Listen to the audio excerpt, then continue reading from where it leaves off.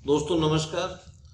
दोस्तों हम बात कर रहे हैं नोकदार हाथ की, यानी पॉइंटेड हाथ की। जैसा मैंने पिछले वीडियो में इसके बारे में जानकारी दी कि नोकदार हाथ के जो जातक होते हैं उनको जीवन के अंदर साफ सफाई का विशेष प्रेम होता है और इनके हर कार्य के अंदर कलाकारी झलकती है, ऐसा माना जाता है।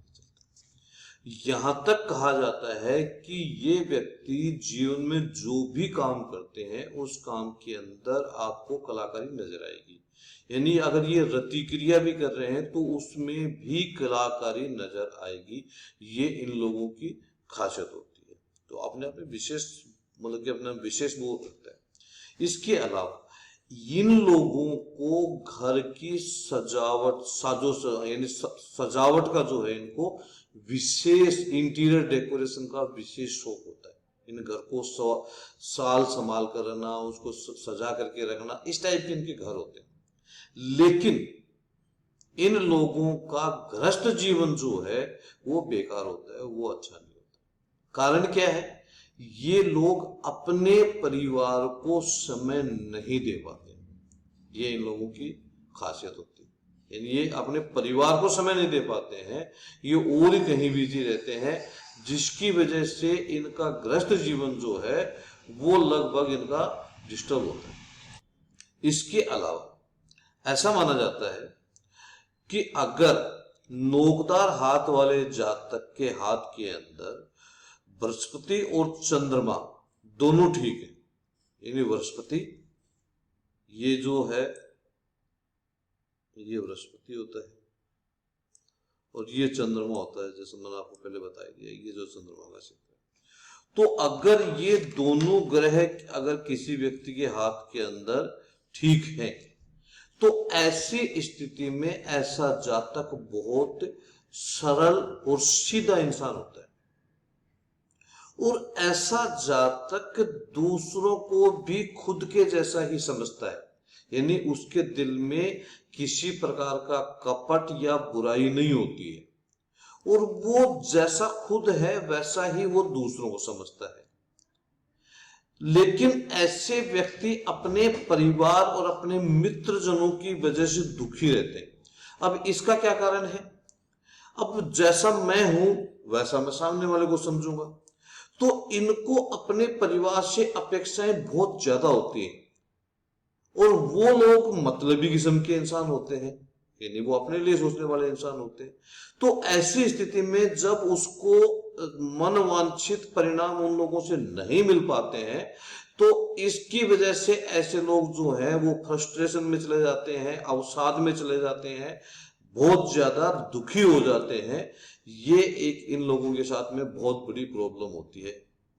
अब इसका परिणाम क्या होता है कि इसका परिणाम ये होता है कि ये लोग जो हैं वो किसी न किसी नशे के आदी हो जाते हैं और ऐसे लोग जो मैंने जिन लोगों के हाथ देखे या अब तक मैं जिस नतीजे में पहुंचा हूं कि वो शराब, सिगरेट या ड्रग्स या कोई न कोई ऐसी चीज यानी किसी न किसी चीज के आदी जरूर होते हैं, ऐसा मान करके चलना चाहिए। तो यहां इसका ये चीज भी है। अब इसके अलावा अगर सपोज करो कि इस हाथ के अंदर मंगल पर्वत उन्नत है। मंगल पर्वत कौन सा होता है?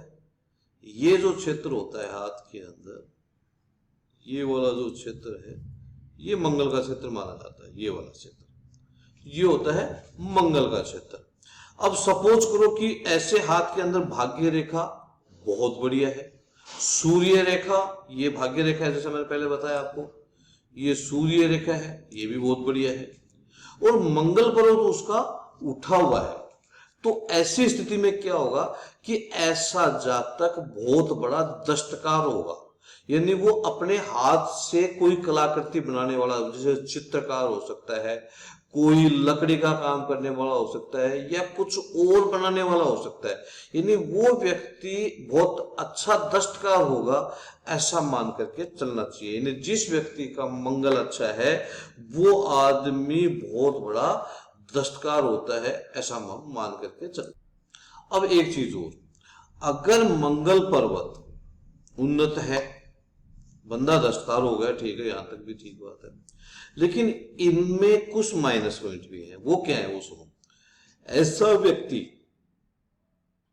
नेचर बात है कि जब ये जो पॉइंटेड हाथ है, इसका स्वभाव है कि ऐसा व्यक्ति कोमल हृदय का इंसान होता है, इनमें बहुत सॉफ्ट वो होता है। लेकिन अगर मंगल उन्नत है तो ऐसी स्थिति के अंदर ऐसे व्यक्ति को गुस्सा बहुत जल्दी आएगा, और गुस्सा जल्दी आएगा तो वो किसी भी व्यक्ति की गलती को बर्दाश्त नहीं कर सकता। अब ऐसी स्थिति के अंदर जैसे मान के चलो उसको अपनी पति या पत्नी से कोई अपेक्षाएं हैं और वो उसकी पूरी नहीं हो पा रही है और वहां उसको गुस्सा आ गया, तो ऐसी स्थिति में ऐसा व्यक्ति बहुत जल्दी संबंध तोड़ लेता है और ऐसे व्यक्तियों का वैवाहिक जीवन ठीक नहीं होता, ऐसे व्यक्तियों का गृहस्थ जीवन अच्छा नहीं होता। तो दोस्तों, ये मैंने कुछ चीजें आप लोगों को पॉइंटेड हाथ के बारे में बताई। आशा है कि ये चीजें आप लोगों के बहुत काम आएंगे, क्योंकि कभी भी किसी व्यक्ति का केवल रेखाएं देख करके प्रेडिक्शन करना मूर्खता है।